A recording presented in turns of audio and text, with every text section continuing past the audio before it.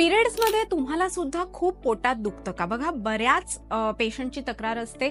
मुली येऊन सांगतात कॉलेज गोईंग की मॅडम एवढं पोटात दुखतं ना, एवढे क्रॅम्प्स येतात की गडाबडा लोळावंसं वाटतं. अंगावरनं खूप जास्त प्रमाणात स्त्राव होतो आणि कळत नाही काय करायचं. मग अशा वेळी सतत पेन किलर्स घ्यायला हव्यात का? तर नाही.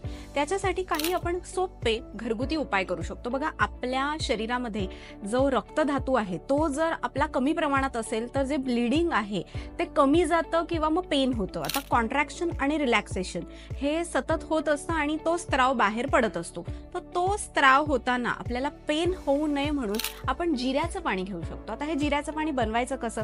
अर्धा चमचे जिरे घ्या, 1 कप पाणी घ्या, ते चांगलं उकळा, बॉईल करून अर्धा कप करा आणि ते पाणी तुम्ही 2-2 चमचे दिवसभरात घेऊ शकतात.